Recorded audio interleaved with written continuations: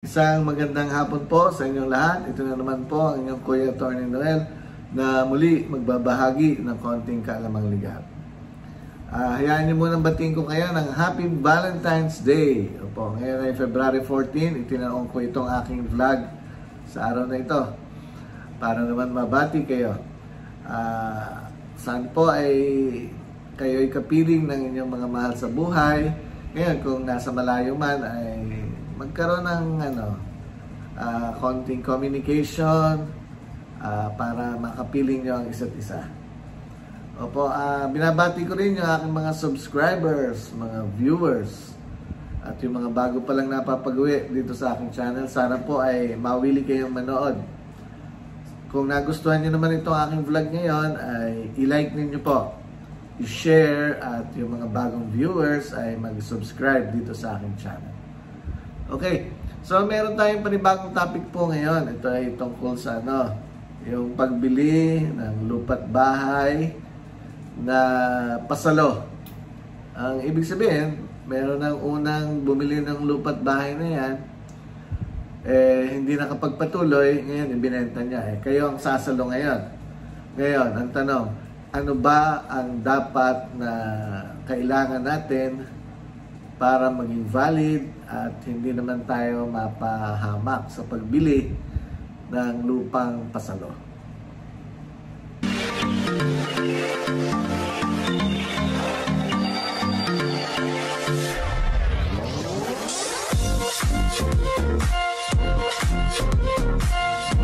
Okay, yan po, pag-usapan natin yan, yung pagbili ng lupa't bahay na pasalo. Opo, yung mga ganyan kasing sitwasyon ay nangyayari sa halimbawa, yung lupa't bahay ay binili through Pag-ibig Fund, pwede yan, o through yung Home Mutual Development Fund, pwede rin po yun. Pagkakaalam ko sa mga ganyan, o kaya sa bangko, bank finance po ang ang pagbili ng lupa't bahay, pwede rin po yan i-apply. Sa mga NHA o iba pang mga government institution na nagbigay ng lupa sa mga beneficiaries nila, hindi po yan applicable Hindi po pwedeng saluhin yung pagbabayad ng lupa't bahay na yan, awarded ng mga NHA at kung ano pang government institutions.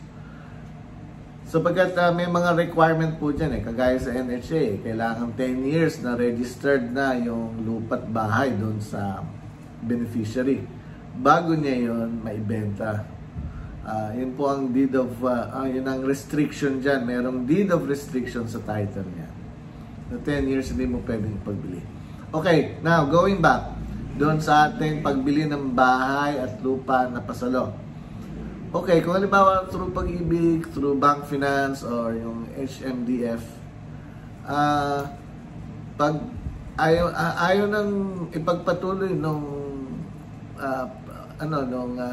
unang nagbumili ng lupa't bahay, ngayon ibinenta niya sa iyo. Ano ba ang kailangan nating mga dokumento? Unang-una dapat pala ay dapat alam ng Pag-ibig, ng HMDF ang pagsalo, yung pagbili, dapat alam nila yon. Okay, ngayon, ano ba ang mga dokumentong kailangan? Unang-una, dapat meron tayong deed of sale with assumption of mortgage. Deed of sale with assumption of mortgage, ibig sabihin, si seller, ibinebenta kay buyer yung lupa. Pero, dahil with assumption of mortgage, ay siya na yung magpapatuloy. At siya yung kikilala ng mortgage na yon. Yung buyer ngayon ang magbabayad na sa Pag-ibig o sa Home Mutual Development Fund.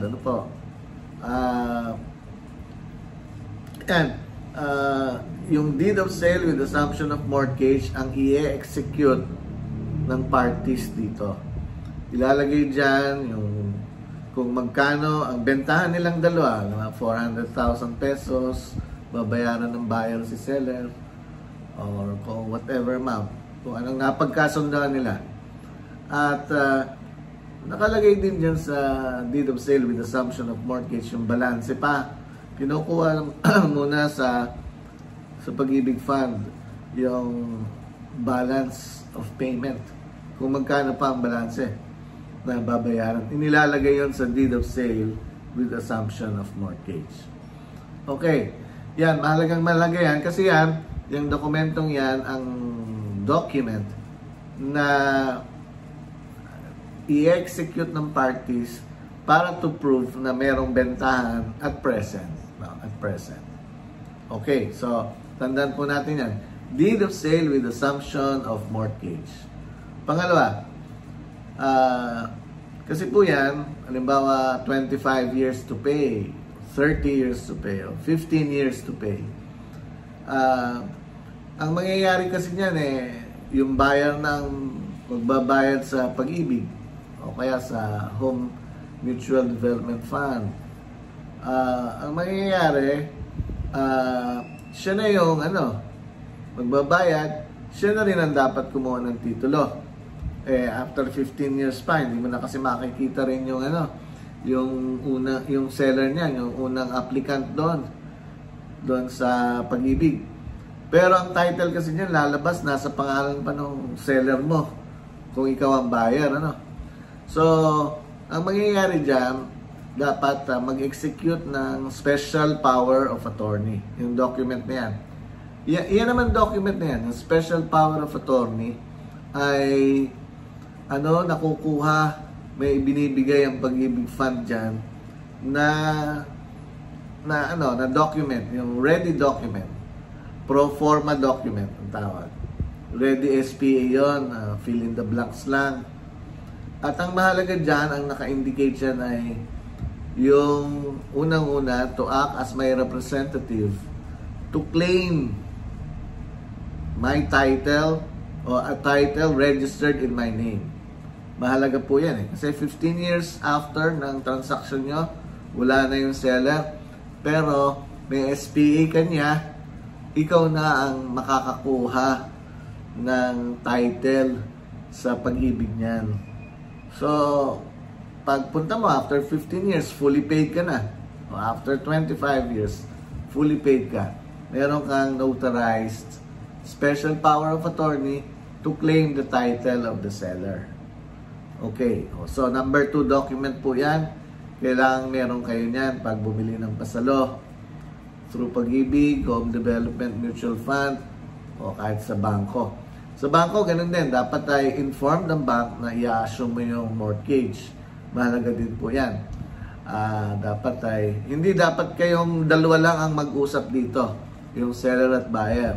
Dapat yung mga institutions na yan, inform kapag bibilin mo ng pasalo ang lupa't bahay.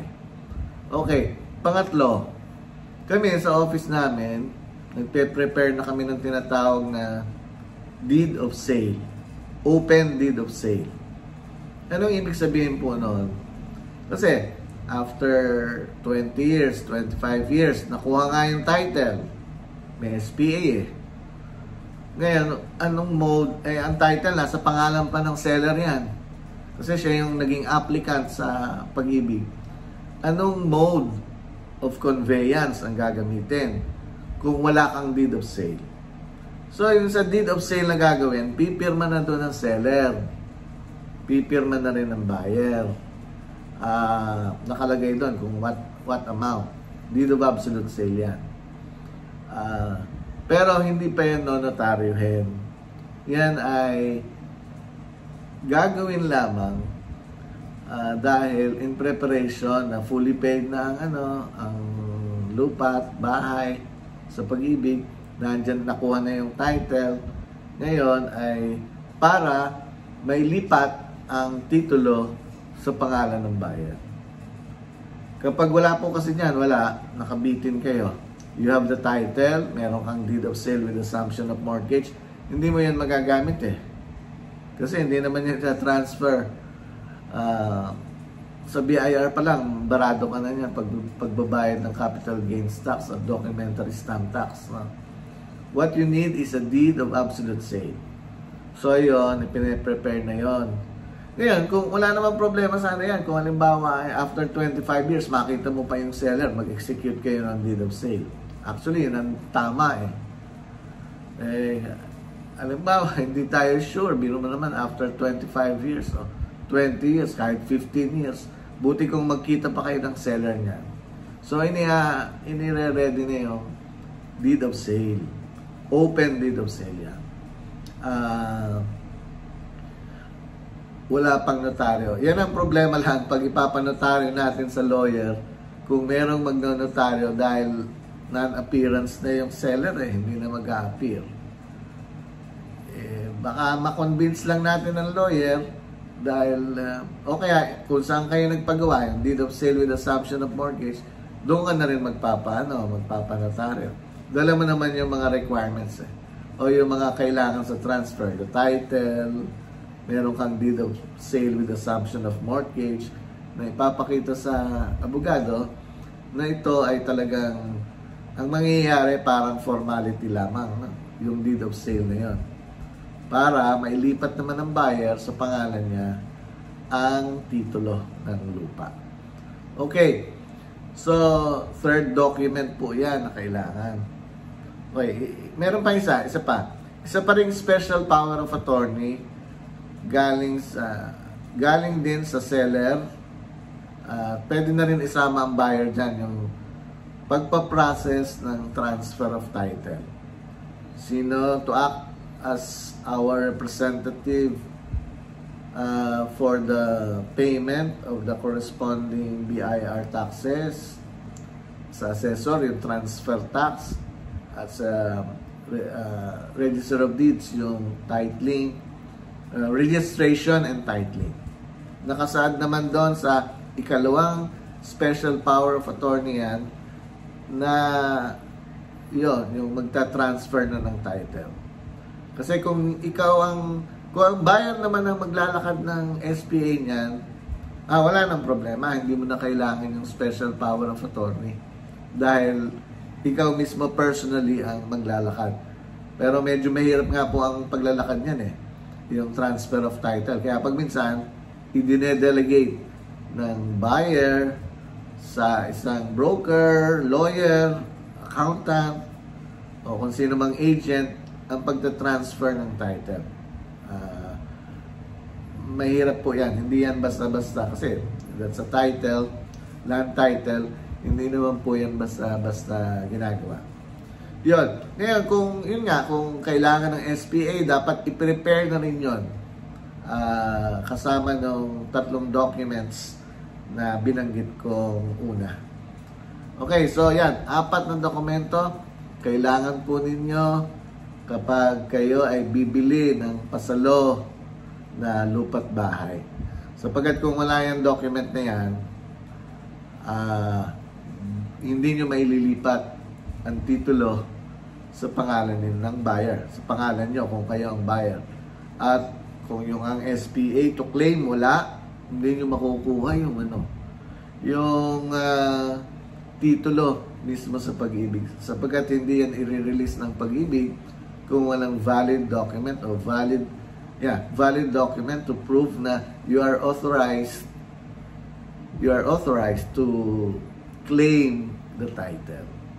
Okay, so sana po maliwanag yan sa inyong lahat. Meron po kayong nakuhang kahit konting kalaman na pwede nyong magamit in the future. So hanggang dito na lang po. Magkita-kita tayong muli sa susunod kong vlog. Maraming salamat!